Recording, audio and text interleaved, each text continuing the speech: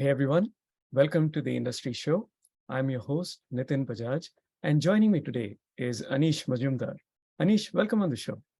Thank you so much for having me. I am excited, and I'm hopefully we can keep the laughs and the energy going in the same way that we have before the cameras got rolling on this today. I'm sure we will. Welcome on the show, and let's start with who is Anish?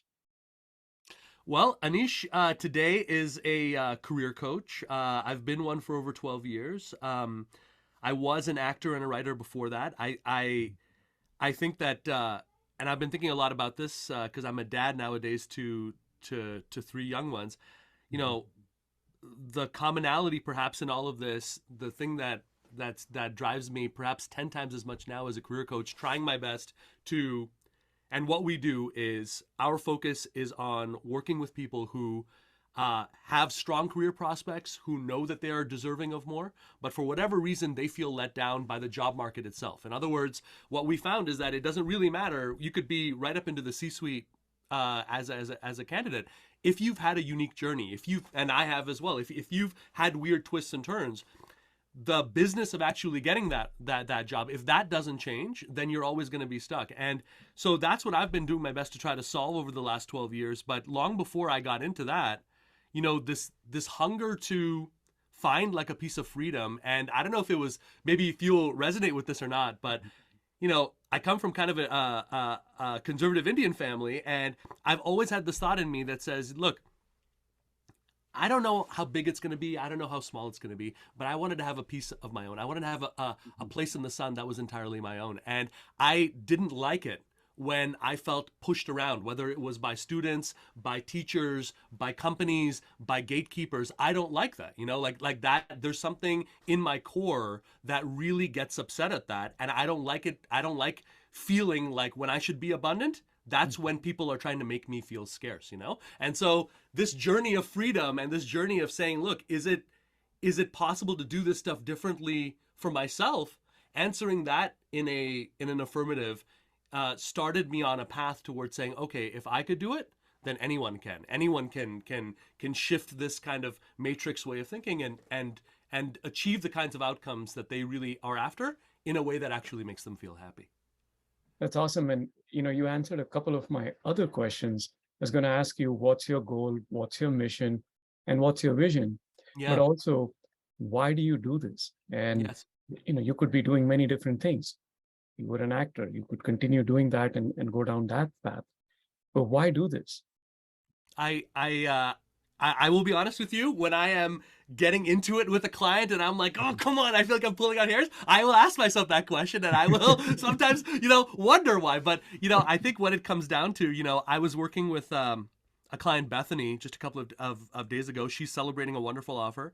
Mhm. The reason I do this is because when we started working together, if you could see this woman's background, top tier companies, Google, etc., the education pedigree better than I've ever had. I mean, I went to theater school. I don't have anything noteworthy in my education. Brilliant, right?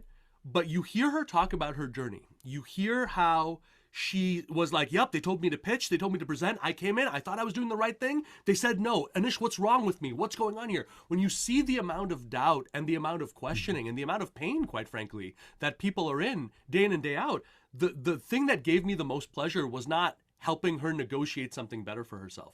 It was continuously being that voice in her ear that says, hey, you know what? You don't have to pitch. You Mhm. don't have to present right there. You don't have to say yes to this just because they're telling you this. You have the leverage in your career. You have the leverage in your background to suggest to do this a different way and to see those lights start to turn on and to realize, like, hey, yeah, you know what? A part of success means doing this more of my way. A part of success is that more of your life in all aspects, not just professionally, that when you look around, right, your energy, your spirit is manifesting out. You're seeing that play out. She hadn't seen that. She'd seen everything but, she had the title, she had the thing, all the things that they like to dangle in front of you. But that sense of being a strong, powerful, brilliant woman who could do anything and realize that there's 50 million tech companies out there, but Mhm. there's really only one person who can do exactly what she does. That was that was the payoff to me. Getting that email on a hard day of like, Anish, it happened. Here are the stats, because she's like an analytics freak. Here's what we did. Here's what it is. To see that excitement, like that, I feared at one point in my life, trying to raise a family, trying to even embark on that journey. I truly wondered whether that was in the cards for us. So it's very personal to me when I can see that shift, because I know that once you experience that once, dude, the amount of crap you're going to be taking immediately went down by 95%, like, so perhaps a long answer, but it's these human shifts, and these moments where hopefully I can be like, dude, you are a rock star. Look at, like, one bad job does not make up for 15 years of risk taking and success. That's why I find myself doing what I'm doing today. It's amazing how that reinforcement that you provide to others also comes back to you. Yes. And makes it so much worthwhile for you to continue doing what you do, which is not easy.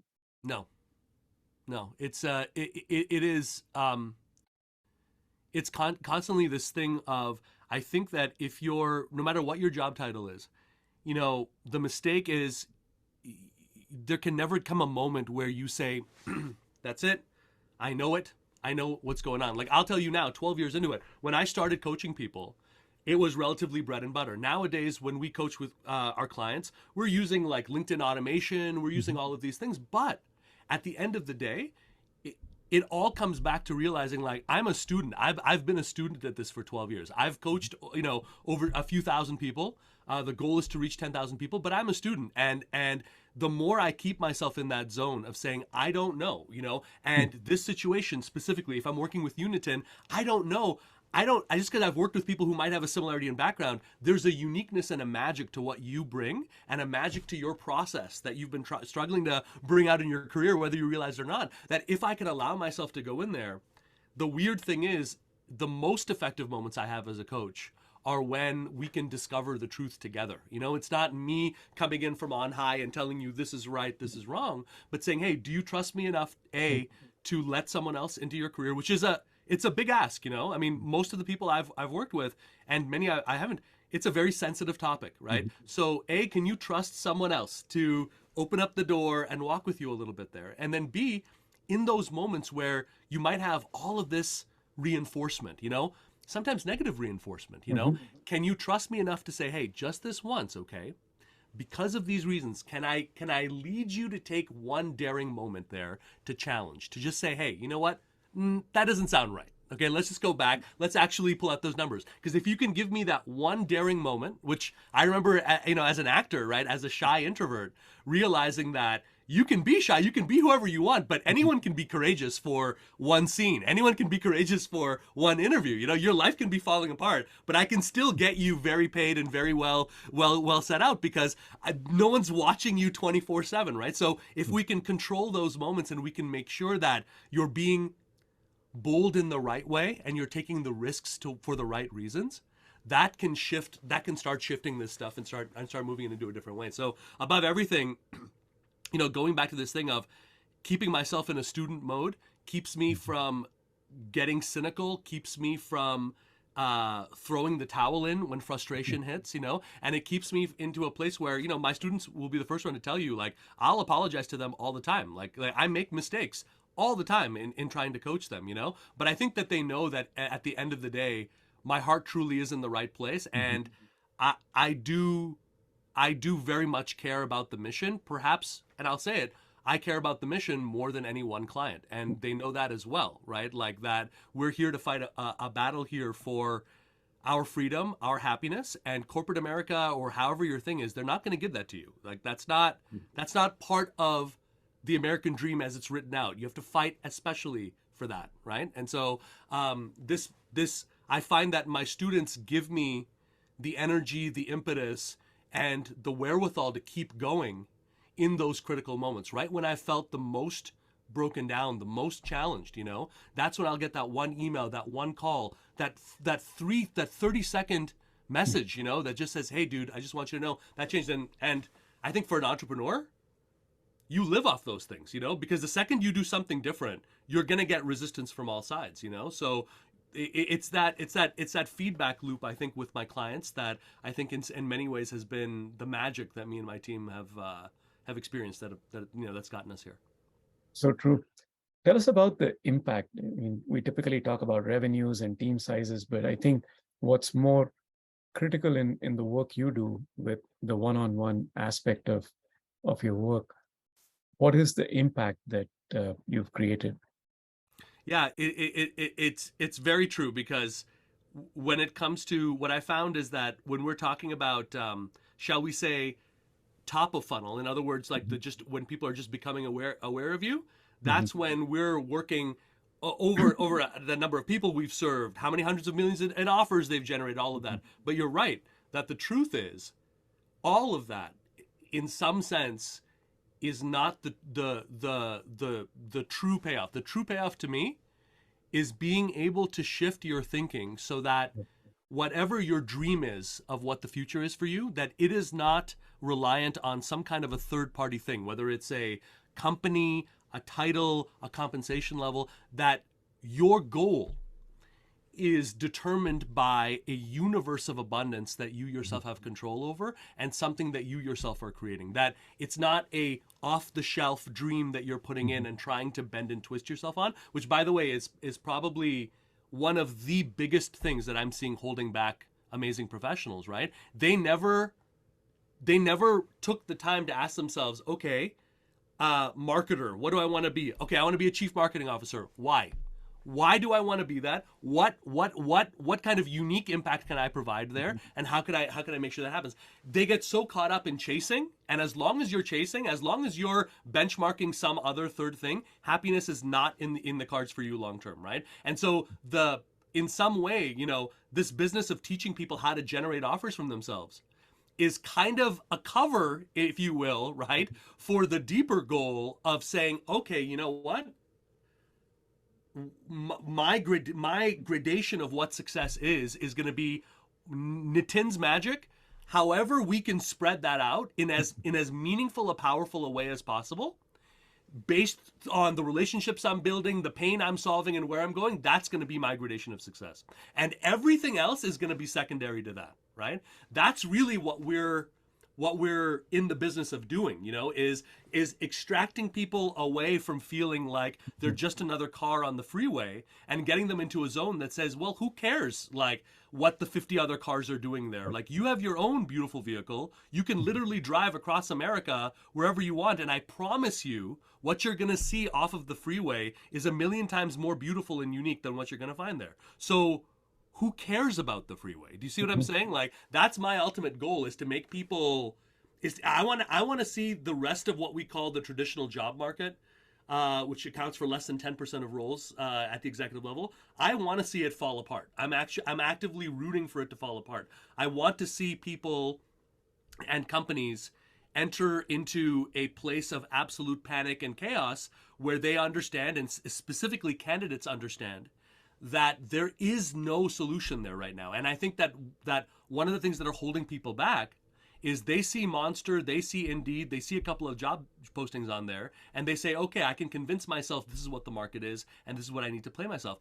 Mhm. If we could rip that away from them and really make it clear that says, no, no, no, not really. Like, it's 85-90% automatic rejection regardless of your qualifications, right? And so if we could get you to a place where you no longer had that weak sauce illusion in front of you, and we could get you to a place that says, Nitin, understand what the future is here. It doesn't matter whether you call yourself an entrepreneur or not, right? Mhm. I don't care. I work with people, most of the people I work with would consider themselves non-creative, Right. non-entrepreneurial. Does not matter. It does not matter. The methodology of the future is going to be entrepreneurial. Mhm. So and it doesn't matter, like, the safety is not in those third parties, because we're not in the 1940s and 50s anymore. We're in 2022, and whoever succeeds is a pirate in and of themselves.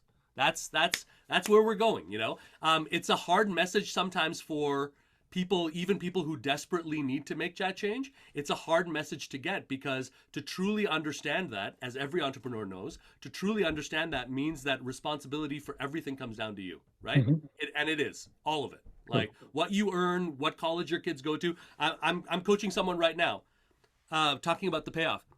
The only change that happened to him He's in a college fair with his son Christian right now. There's all of these colleges, and the only difference between us working together and him changing and confronting every single one of these things, because this guy has been a number two his whole life, and he knew he could run a company, but he also understood no one's going to give him that permission. Working through that, right, and getting him, here's the change. Just 4, 5, 6 other colleges that can now be considered. That's it. That's the only difference, is that you don't have to have that humiliating conversation with your wife that says, hey, you know what? How are we going to tell him that he can't go there? That it doesn't matter what level of scholarship or whatever, that's not a part of his dream, right? The only shift that happened is that became a part of the conversation again. That became something now that me, my family, my son, that's something that we can earn for ourselves. And if you don't have a flavor for that, if there's not a part of you that's hearing what I'm saying to you right now, and there's not a part of you that understands in your soul that there's a difference between that versus just lucking into a job that I can rip that job out of you tomorrow. And if you can't get another one, you know how free you are, right? If you can't tell that difference, you're not out. You're so deeply in the matrix, you're never getting out. True. So, that brings me to my next question, which is, what's the most difficult thing for you as a business, right? What's your biggest challenge? To this day, I would say delegation, and I've got a small team here. But fighting this inclination to say, especially when things get difficult, to say, okay, let me just come in there, let me just figure this out, let me just do that. Understanding that there are actually times where, especially when you're running a business, that it's better for you to delegate and have someone that you trust work it out, even if that means that you have 30, 40, 50% of your day as unstructured and not knowing what to do. Sometimes as an entrepreneur, that's the best place for you to be in, because your ultimate job is not to solve the problems that you can easily solve. Your job is to solve problems no one has confronted yet. That's the real, I would say that is the ultimate goal, or at least the job description that I would say I have after 12 years of, and becoming a multimillionaire at this. What I do is I solve problems that no one has ever encountered before. I've never encountered before. That's my job. And so what I'm always fighting is the psychological little thing here that says, rather than look at that horrible emptiness of which there's real progress on the other side of that, why don't I just spend my time on this client issue that I've solved 50 times before, 150 times before? Why don't I solve this micromanaging or expending leadership capital, trying to work on this small thing that a team member of mine will naturally figure out 2 to 3 months from now, right? It's this balance of continuously putting yourself into a zone of courageous unknown, courageous question mark, right? And really being ruthless about asking yourself, like, I'm not interested in spending 80% of my time solving things that I know how to solve. If that's what you're doing, you're failing your job here as an entrepreneur, right? Your job is to be feeling like, oh crap, what the hell is this? I don't know what's going on. What's happening? That's a correct posture, I would say, for running a business, right? So that's probably on a day-by-day basis the number one thing that I find myself kind of grappling with, if that makes sense. It does. On the flip side, what's the most exciting opportunity that's keeping you up at night, making you get up in the morning and run after? Probably, it's the heart of what we do in our business, but it's also something that at 42, I keep having to learn and relearn, which is the most exciting thing about this whole journey for me, and what continues to get me up, is realizing that if the faith that you put is on other people, as naive as that sounds, and the bet that you make is that I'm going to trust in that I may not have the end destination, but I can trust that my compass will be the right people, that my goal and my outreach is there. The second I started moving in that direction, and the second I as weird as it sounds, I almost call that an act of faith in some sense, because every new person, in some sense, there is that thing. Once I started doing that, the amount of abundance and opportunities in my life very, very quickly reached a place that was beyond what I could control and manage, right? And every time I find myself like moving away from that, getting into a zone of like, all right, let's just control this business, get the marketing right, get the thing, get this dialed in, right? Every time I lose that basic thing, which is at heart, the world is a relatively simple place, and it is relatively easy to talk with almost anyone on planet Earth. Like that thing, right? And understanding that solving and helping one by one by one by one, weirdly enough, is the way to go macro the fastest. That's the thing that I've become the greatest proponent of, because I'm an introvert, and I'll be honest, my insecurities told me for a long time. I was like, if I could avoid picking up the phone and talking to someone, I would. Like, if I could avoid, having this wonderful conversation with you and figuring it out and being challenged, if I could just like be out in a computer and just sort of take actions and get paid. For a while, I thought that's what the dream was for me, because I didn't have to interact with anyone or anything like that, But it really is like, we truly are meant for other people, and the magic is in this interaction. And I give you my word, nothing I've ever done in my life has done more for my own personal sense of confidence and self-belief than like having enough conversations and relationships and understanding, like, once and for all, if I'm talking to a CEO, I don't need to be like him or her. Like, that person is sick and tired of people who are just like them, right? They need you. They need a full version of Nitin to show up. Like, that's the magic, that's the thing that's going to give you. And it's that it's been getting to know individuals on a one-on-one level and having faith in them that's really, cracked this thing wide open. And again, it's been a very powerful hedge against cynicism. Cynicism is someone looking at the industry and saying, oh my God, our industry is on the downturn, ergo I shouldn't make a very necessary move this year. Like, the macro doesn't make there's zero correlation to that when we're talking about one exceptional individual like you, right? So I would rather see people do that, make more bets on the individuals and the people in their lives and start helping them, because that's been the bet that has been transformative for me and my clients. Makes a lot of sense. Now let's switch and come to this section or part of the show, which is my favorite. Yes. It takes all of your experiences and brings them into life lessons. Right? Yes. We call them one-line life lessons. Would love to hear a few of your life lessons. Better to ask for forgiveness than permission continues to be a one that I continue to do.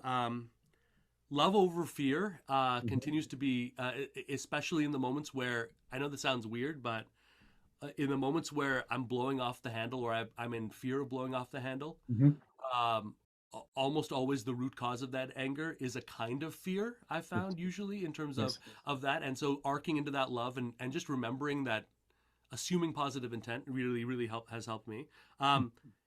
Everyone is a complete mess. This is something that I have literally on my post-it here.